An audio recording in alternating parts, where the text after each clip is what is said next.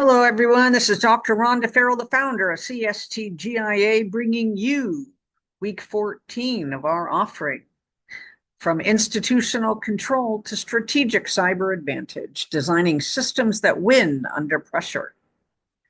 Over the past several weeks in CSTGIA's discussion with you all, we have moved through a deliberate and necessary evolution.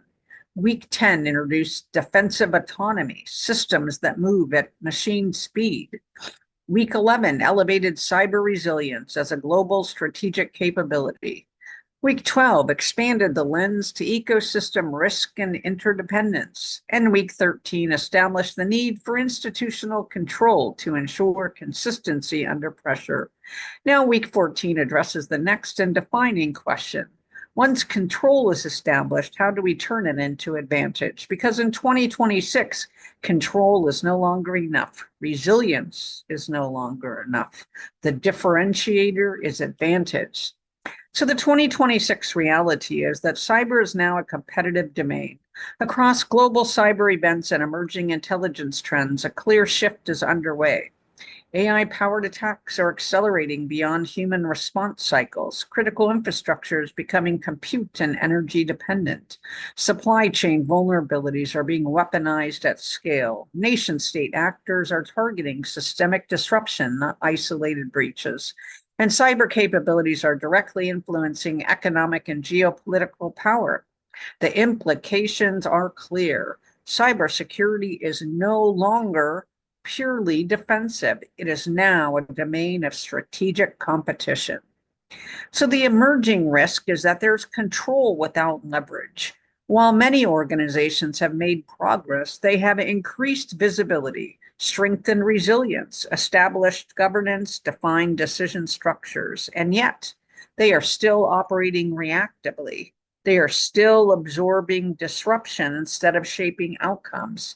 They are still defending instead of positioning. This creates a new gap, control without leverage, where systems are stable, but not necessarily strategically advantaged.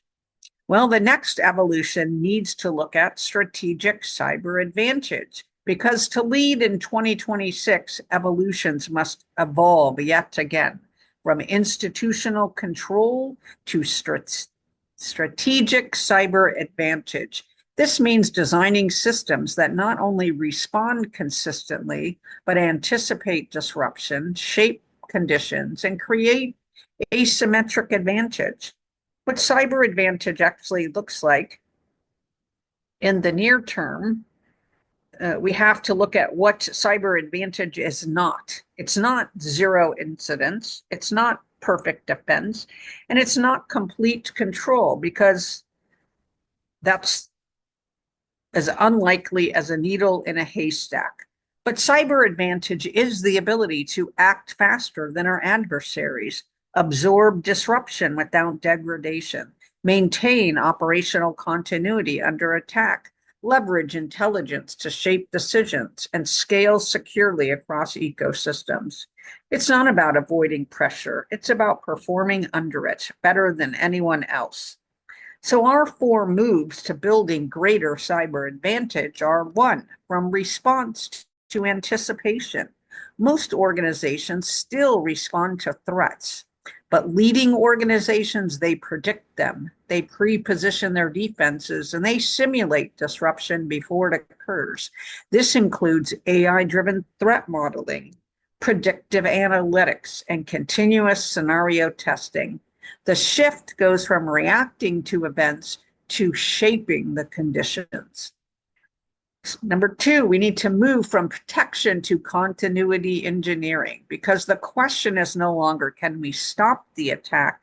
The question is, can we continue operating while under attack?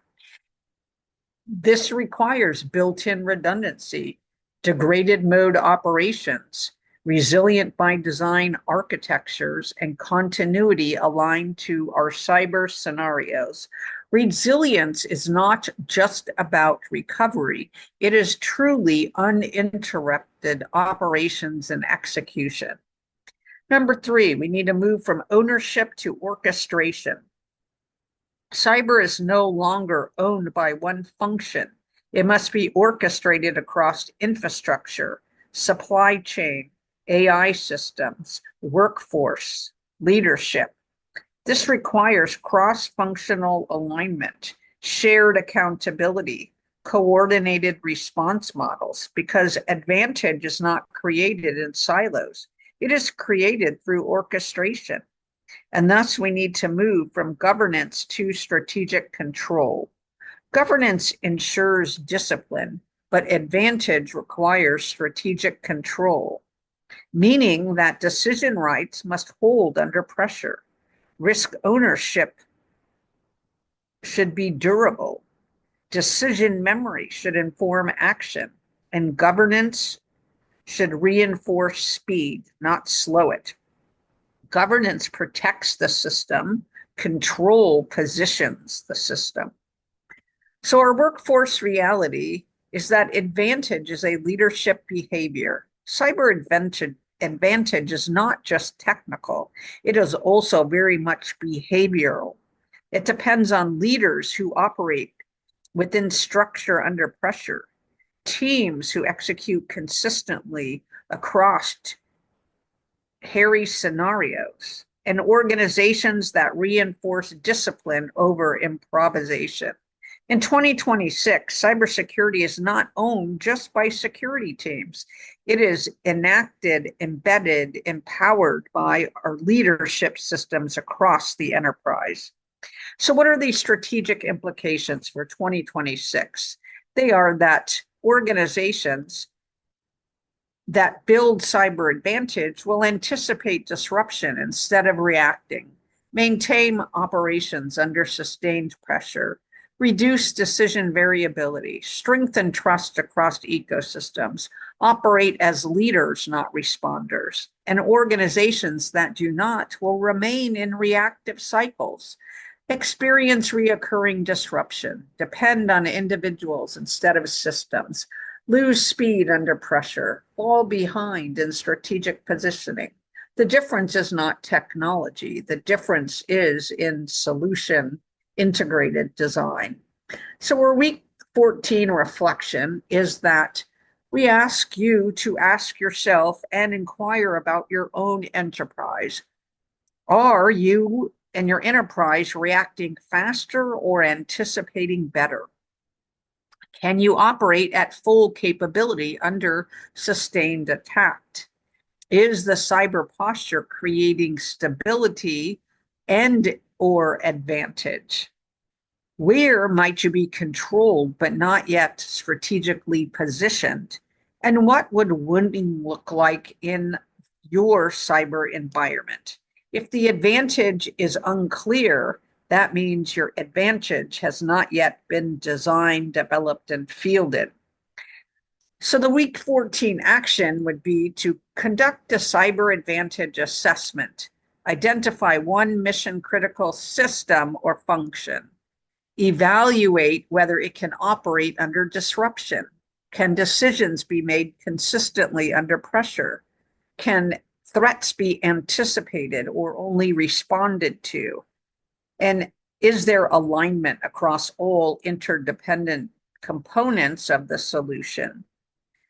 Then strengthen just one dimension, one system, one capability, one shift, one level of advantage gained. So our closing thought for today is that the cybersecurity challenges of the past were often protection related. The challenge of the present is resilience. The challenge of the future, well, that's building our ultimate cyber advantage. Because in 2026, we are not just defending systems. We are not just stabilizing ecosystems. We are competing in a domain where cyber capability ultimately defines power. And the organizations that lead will not be those that react the best. They will be the ones that design to win.